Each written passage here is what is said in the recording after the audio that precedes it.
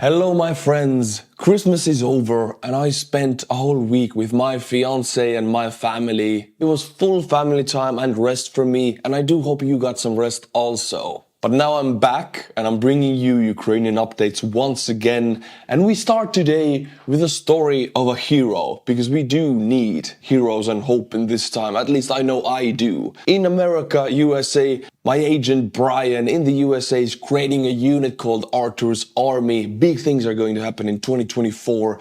Now, in this unit, there is a man named Heiner Phillips. He has helped so many Ukrainian families personally that he is a hero in my eyes. But this story I want to share with you today is not about even him, it is about his wife. Great minds think alike. I will take 2 minutes of your life to share it with you. In Artur's Army, we have a leading mind called Heiner Phillips. He resides in Canada, and I've spoken to him, and he actually also made a submission. And this is him introducing himself in a video. Good day, everyone. Heiner Phillip here from Canada. I'm assisting with Artur's Army in developing new technologies for Ukraine that involve off-the-shelf simplistic solutions to basic everyday problems, and don't involve, space lasers and, things that are unaffordable to them. So together we're coming up with good solutions and solving very simple problems. And I'm here on a daily basis doing tests on simple things, right from screening for thermal imagers and software to assist them in their current fleet of drones. So we're making progress and we're working on it every day. Take care. Slava Ukraini. Now, Heiner personally has helped countless Ukrainian families, but he also has a wife called Suzanne, who is also very actively helping Ukrainian refugees. Now, I want to actually bring you a story about Suzanne rescuing a Ukrainian family. Let's watch it together. Surgeon who calls Flesherton home has just completed a 17-hour drive from Germany to Poland. Her mission? To rescue a young Ukrainian family and bring them home with her as they flee their own homeland. CTV's Mike Arslidis spoke with Suzanne von Turney, who's helping those forced to leave everything behind. This is Suzanne. Because we just want to help. Leading a team of German women driving 2 vans across Europe, Suzanne von Turney is rescuing a Ukrainian family, desperately fleeing their invaded homeland. They were walking for 2 days. They have little children with them. It was cold. They didn't have anything to eat. Following a 17-hour drive to the Polish border with Germany, passing a convoy of military vehicles and highways filled with thousands of cars, trucks, and buses heading in the other direction. Suzanne and her team arrived to meet the Ukrainian family and others desperate for help. We're not trying to find seats for everyone, and we found... Suzanne, thank you so much for everything. No problem. Suzanne rescuing a few more. See, this is the simplest thing you can do. You go, you pick up families who are in need of transportation and warm home or clothing or a seat in the bus or a van. You give it to them. And this is, in my eyes, this is what a hero does. Taking your own time, 17 hours in a car. I mean, I go to Ukraine. I know this is difficult. It's not easy. If you're in the US, you probably know what it is to drive long distance. So thank you, Suzanne, for doing this. Freezing, but grateful souls. This is Alina. Including Alina, her husband, 2 siblings, and young daughters. The vans with room for 14 Ukrainians. And these families have small children. Bringing them to Germany, where they'll stay at a friend's horse farm. The plan to soon bring them to Susanna and her husband Heiner's farmhouse in Flesherton. This is Heiner. For Heiner, this is personal. My family were war refugees in the Second World War. My father ate grass and leaves at the end of the Second World War as an orphan. And one must help. One cannot look away.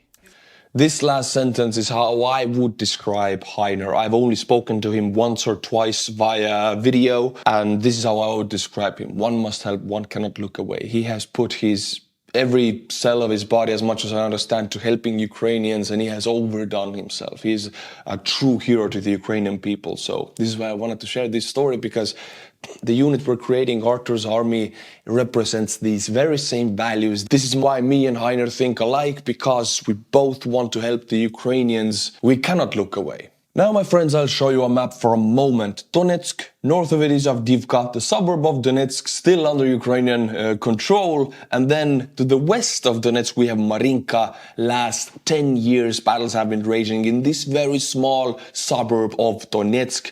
And for the last 10 years, Russians have not been able to capture it, but now they finally did. Ukrainians pulled out. And of course, Russians made an official announcement for the liberation, in the liberation of the city. It's finally ours. Ruski Mir is here. Well, let's watch the official announcement to the Russian people, to millions of onlookers in Russia. Before we do, I want to remind you, this is before and after. Before, under Ukraine, this city was a thriving suburb of Donetsk. Now it is devastated wasteland. This is Russia 1, as you can see, it's one of the most watched Russian channels, and this is the official announcement to Russian people that we did it. We captured Marinka after 10 years. Вот Маринка. Чем, конечно, дерзкую вылазку совершаем. Никого не видите, ни машин. Никого не видите, ни машин. Nobody is seen, no cars, no people. Everything destroyed, and now you can see the Soviet flag waving over Marinka. The good old times are back. This is our Marinka, this is the Russian world. You can see it right in front of your eyes. They're not even trying to hide it. This is what Russia brings. I will show you the map again because a little bit north from Crimea, in the southern Kherson area occupied by Russia, 3 Russian planes were shot down recently. Since it happened 3 days ago, I'm not going to go into it very long because you already know it's not news anymore. What is news is the outcome of it and how it actually happened. See, Ukrainians deployed one of the Patriot systems, United States Patriot anti-air defense system, into southern Ukraine. They did not activate the system to learn the Russian rhythms, the Russian routine. Russians were never attacked so deep in occupied Kherson, so that they continued their glide bomb missions. What is the Russian routine of the Russian Air Force in the Kherson area? Well, we zoom in, we see the Ukrainian bridgehead in the Krinky area, and the ground forces of the Russian army here are totally unable to breach this very small 500-men Ukrainian contingent. So what the Russians do is glide bombs. They can be dropped 10-15 kilometers away, then the plane turns back to avoid any Ukrainian countermeasures, manpads. These glide bombs glide, like the word says, for 10 to 15 kilometers and then hit quite precisely. We're talking about 1,500 big old Soviet plane bombs fitted with GPS guidance kits. They glide into this area and they're quite devastating for Ukrainian presence here. They do cause most of the casualties. Now, Russians were doing that for the past 2-3 months every day with their bombers and fighters escorting the bombers. Now, Ukrainians wanted to do something against it, so they deployed a Patriot system somewhere in this area. They learned the Russian routine. The Russians got clumsy because that's what happens if you don't suspect anything. And boom, suddenly Ukrainians activate the Patriot. 3 planes in the vicinity, 3 missiles shot out deep into Russian-occupied territory where Russians don't suspect anything. And suddenly you have 3 lost Russian planes. Modern ones, not Su-25s. There was Su-30 and Su-34. Huge loss for the Russian aviation. What happened after that? What is the outcome of this attack? Well, for 2 straight days after this attack, there was no glide bomb attacks against Ukrainian presence in Krinky, which is the absolute record. Usually there was bombing every day, twice a day, 3 times a day. Now there was 2 days of silence. This really baffled the Russians. Russian Telegram chatter was fully panicking and searching for somebody to blame because this is a huge loss and should not happen, especially because it was done only by 1 Patriot battery. 1 battery can take out 3 modern Russian fighter jets and bombers within minutes. The flight time of the missile was about 2 minutes. Then what can 3-4 batteries do? Their range is very big. The range of the Patriot is huge. It's a devastating anti-air weapon for the Russians. Russian aviation has pulled back big time. The glide bombs allowed Russians to go to 10 kilometers to the front, drop the bombs and go back. Now, if the Patriot is still here, which nobody knows where it is or how long it lingers, it doesn't even have to be here. It is enough that the Russians think it's in the Mykolaiv area, which means all of the Russian aviation, all of the bombers and fighters will be pushed 150 kilometers from the front, and they cannot come any closer if they don't want to risk losing the planes. And if it's not the Su-25, then Russians don't want to lose it,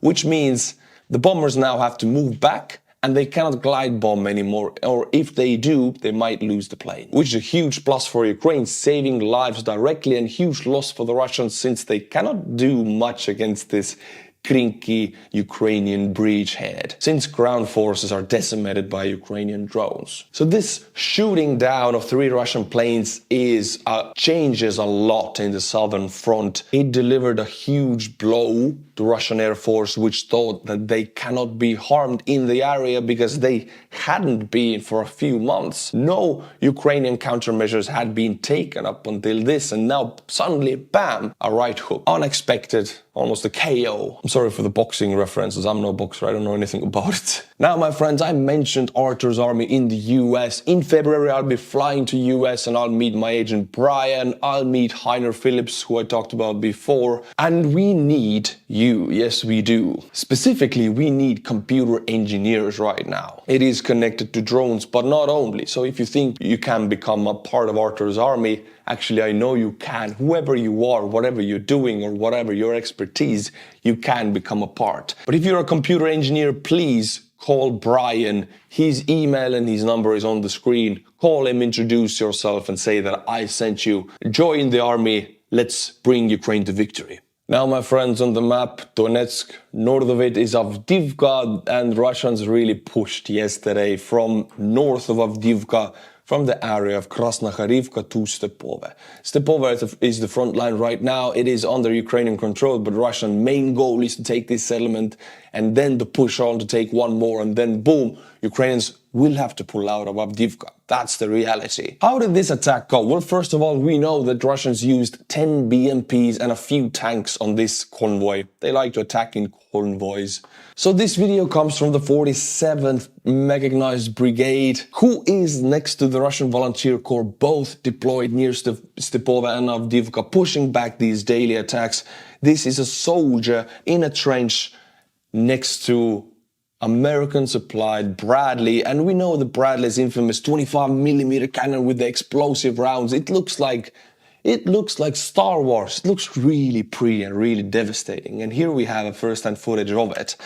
See, defensive position, Ukrainian Bradley in the back, and the Russians are charging, and boom, this is Bradley's 25mm explosive rounds hitting the ground, devastating the Russian convoy. I'm sorry I cannot show you anything anymore. I have to say this disclaimer every time. I want to show you everything. And I test these videos in YouTube before I upload them. And if YouTube says, no bueno, I cannot show. So this one was good. And you can see it from the far away. Bradley's 25mm is really a beast. I love seeing it work. There's many more footages of this convoy being decimated by drones. It was blown to pieces. Now, my friends, another topic that I don't have to present as news is the sinking of Russian amphibious sinking of Russian landing ship in Crimea. This is a huge ship, or it was a huge ship before it was turned into a submarine. This ship was called Novacherkassk, and it was sunk in Feodosia in Crimea. It was filled to the brink with Shahed drones. Yes, Russia uses its Black Sea fleet to transport Shahed Iranian drones straight over the Black Sea to Crimea, and then they fly them into Ukraine. Shaheds, they seem cheap and they seem like easy to shoot down, but actually they have insane amount of explosives, 40 kilograms per drone, and this ship was filled. Now, I cannot show you the footage, but the explosion that it caused, all of the explosion that came out of these Shahed drones combined, it reminded me of a nuclear blast from afar away. It almost caused a mushroom cloud. Huge bang. Now, the Russian authorities said that this huge kaboom was the result of the Russian anti-air defense system shooting down Ukrainian drones.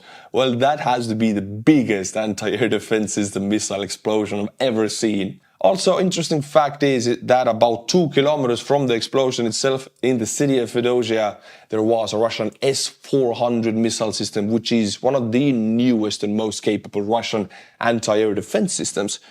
It did not prevent the Ukrainian attack, and the very valuable landing ship was sunk, turned into a submarine. But that is not it. See this here where my cursor is, this is a Novocherkassk, the landing ship. As you can see, it's very big. Not a small ship at all. This is a big vessel. And right next to it here is a training ship UTS-150. And boom, we go with the satellite imagery. This is turned into a submarine, and you can see this UTS-150 training ship also, boom, underwater, turned into Russian submarine fleet. It's weird that Russia is gaining submarines daily. Their submarine fleet is expanding very fast. I mean, it's an issue. And now I will read you a report translated by Dmitry connected to sinking of the ship and what might be the Ukrainian long-term goal in Ukraine. If we look at the situation with the strikes of the Ukrainian armed forces on the large landing craft as a whole, we have the following.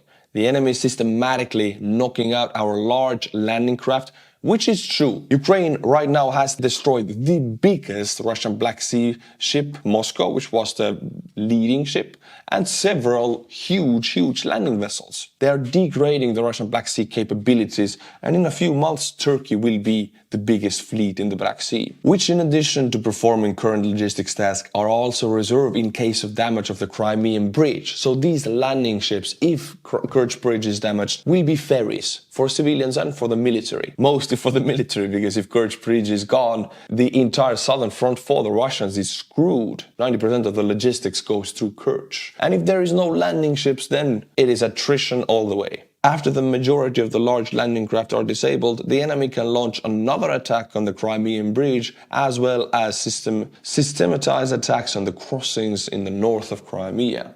After this, the enemy will publicly announce the blockade of Crimea, which will create an argument for the increasing supply of long-range weapons. Now, this is a very feasible plan.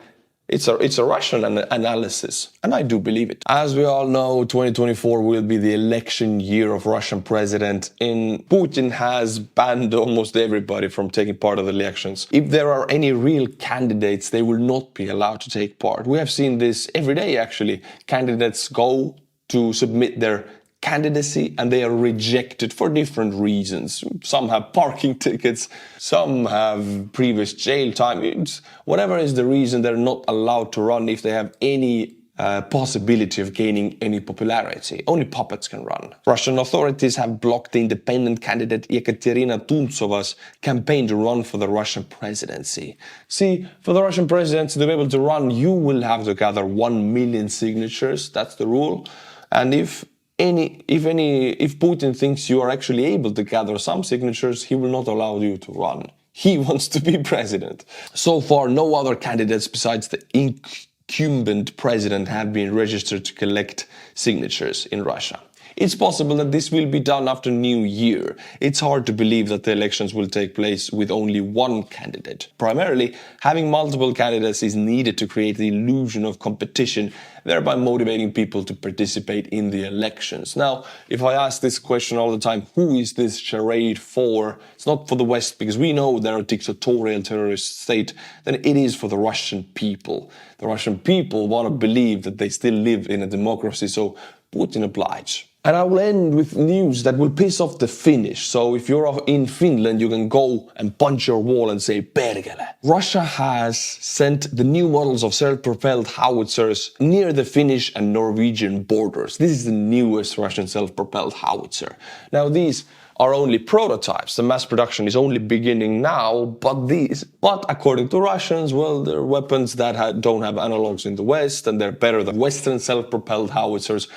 So Finland, as one of the biggest artillery armies in Europe, joined NATO, and now Russia is moving the long range, the range is 80 kilometers by the way, self-propelled howitzers to the Finnish border. So if you are in Finland, you feel this Simo Hauha rage in you firing up, you can say perkele, and look to the east. In reality, the entire defense industry of Russia, the output goes directly to the front lines in Ukraine. The specific info operation towards the north is more likely aimed at deterring Nordic countries from supplying weapons and ammunition to Ukraine. Well, it doesn't deter my Nordic brothers, the Finnish, because I know your country has sent a lot and is still sending. You just announced a new aid packet. So if you are in Finland, kiitos, because Finland is a democratic nation. You personally are responsible for the actions of your politicians. They chose to send aid. So kiitos to you for electing politicians who support Ukraine. Thank you, my friends. Now, my friends, once I'm back from the Christmas break, I will again do my favorite part of the video, and for the few last times this year, because we're butchering the Patreon names, and tomorrow is the last video of the year. J.P. Reze, Tiana Marton Amaral, Jeffrey Squab, Dr. Clara, Artur Moure. Thank you to these 5 patrons for the support. If you become tier 10 or above, I'll be butchering your name in the most unimaginable way. Until my next video, which will be tomorrow, my friends, Slava Ukraini, and bye-bye.